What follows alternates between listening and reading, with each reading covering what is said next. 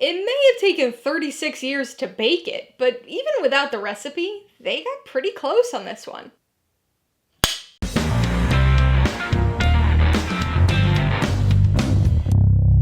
Hey everybody, welcome to Mainely Movies. Today I'm going to be talking about the 2024 horror comedy, Beetlejuice Beetlejuice. If you're new here, please consider subscribing for a variety of movie-related content like reviews, rank lists, and trailer reactions. All my reviews include a breakdown of the pros and cons, my rating, and some tailored film recommendations, so be sure to watch through to the end of this video for all of that extra content. Beetlejuice Beetlejuice stars Michael Keaton, Winona Ryder, and Jenna Ortega, and was directed by Tim Burton. Set 36 years after the first film, it tells the story of Lydia and her teenage daughter as they return to Wind River following a family tragedy, only to find themselves on an afterlife adventure with Beetlejuice. The first Beetlejuice is a chaotic classic, a horror comedy staple for at least 2 generations of people, and one that many of us watched and enjoyed at far too young of an age. As one of those kids, I have fond memories of this creepily bizarre movie and the influence it had on my taste. I'll admit that the movie's madcap, frenetic quality doesn't appeal to me quite as much as an adult, but it's still a film that I enjoy. So, like many, I didn't really know how to feel about the prospect of a sequel, and a return to the story and these characters 36 years later. Legacy sequels are all the rage these days. Some work well, some are enjoyable purely as exercises in fan service, and some are just downright painful to watch. Going into Beetlejuice Beetlejuice, I wasn't sure where on that spectrum this was going to land. Many of the actors were returning, the director was back, but would a Beetlejuice movie still work today? Would it be nearly as enjoyable in this decade, with today's expectations of a film and the weight of such a widely beloved original movie hanging over it? Well, Beetlejuice Beetlejuice is easily the best Tim Burton film in recent memory, and probably his best in nearly 2 decades. It's not only a return to the story and these characters, it's also a return to form. If you watched any of the trailers for this film, you probably expected that this would be a movie that would fall into all of those legacy sequel traps. I know that's what I anticipated. Constant references and callbacks, leaning too hard into the things that people liked about the first movie without realizing why they liked them, rehashing the story. Beetlejuice Beetlejuice does succumb to all of these things a little bit, but it also does its own thing too, managing to distinguish itself from its predecessor.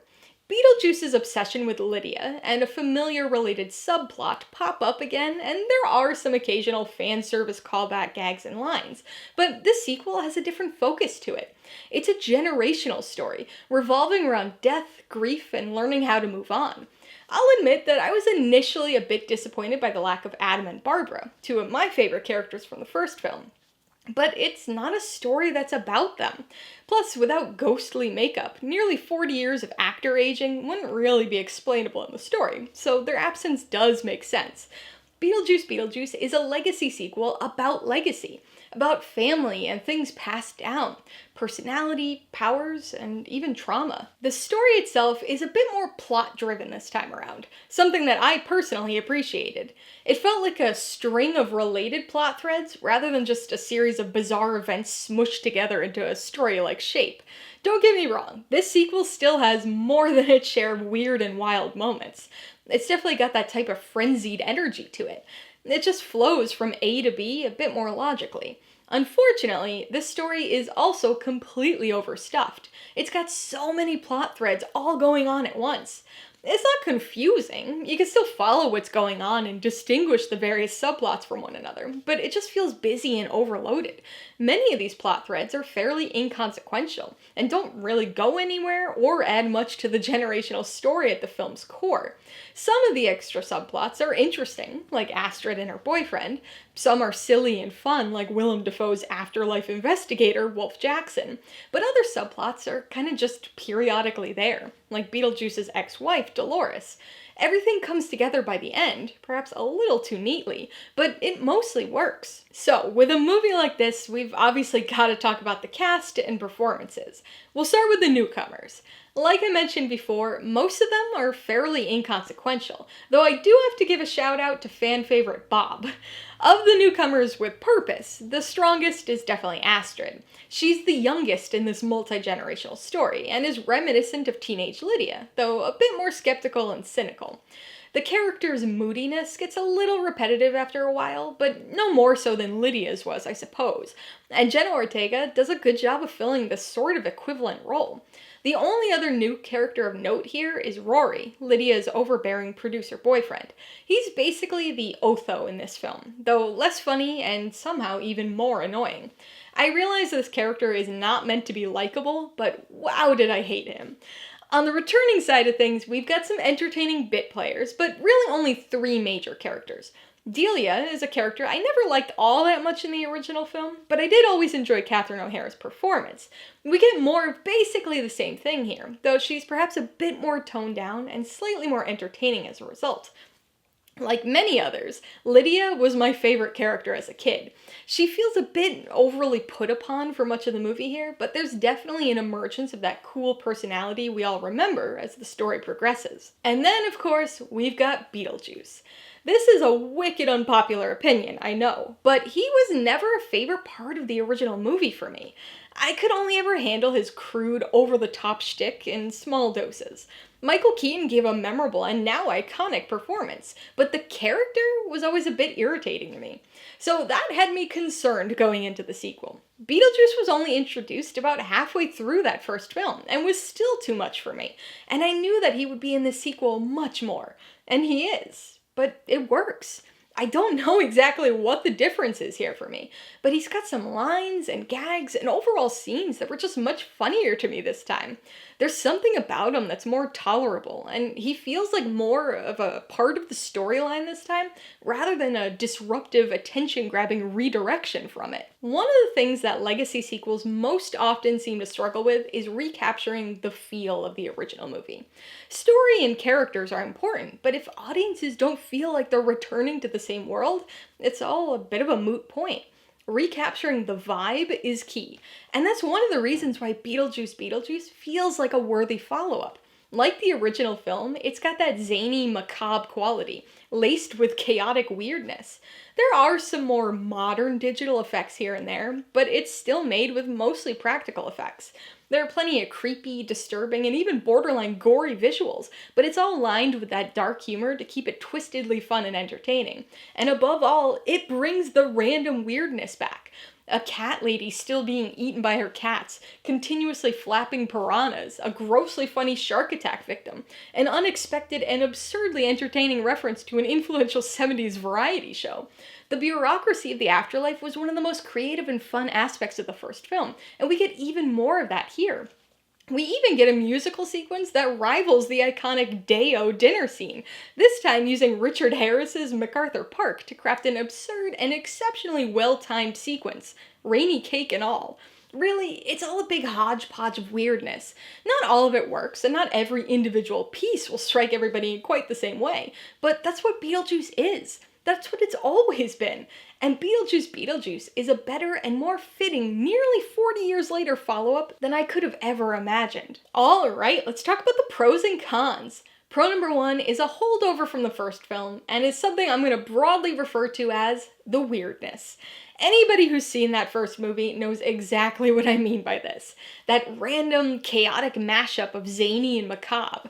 This sequel is a bit more plot-driven than its predecessor, but it's still unabashedly weird in the same kind of dark way.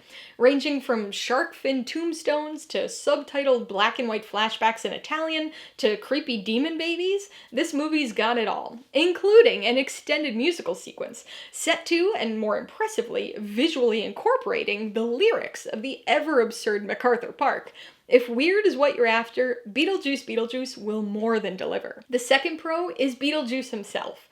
Now, I realize that for most people, this one's a given, but for me, it was a pleasant surprise.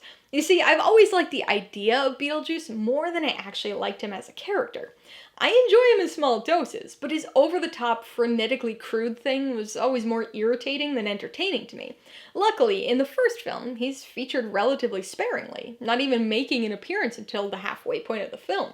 But as the star and film namesake, I knew he would be featured more prominently this second time around, which had me a little concerned. And he definitely is in this movie a lot more, but it worked. For whatever reason, he was less irritating and much more entertaining to me. He feels more like a part of the story this time, rather than a chaotic disruption from it.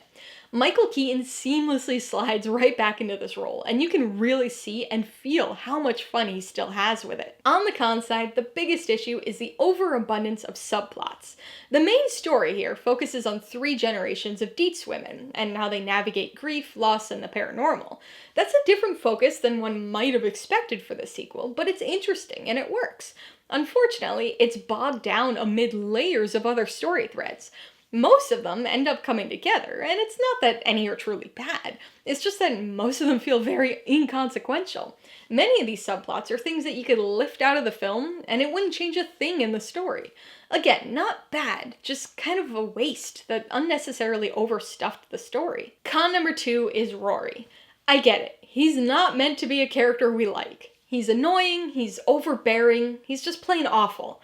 Some people will probably find him funny, and an almost substitute stand-in for Otho's particular brand of obnoxious energy from the first film, but I really hated Rory here, to the point that anytime he was on screen, I just wanted the film to move on. Before I give you my rating and recommendations, I want to remind you that if you're interested in buying Beetlejuice Beetlejuice or any of the other films I mentioned today, I do have affiliate links for all of them in the description below. I get a small commission from anything you buy using one of my links, so I'd really appreciate it if you'd use them if you're in the market for any of these movies. I'm gonna give Beetlejuice Beetlejuice 3.5 out of 5 paws. It's an overstuffed movie with a few too many plot threads that don't go anywhere, but this is a fun and zany return, both to the macabre world of Beetlejuice and to form for Tim Burton.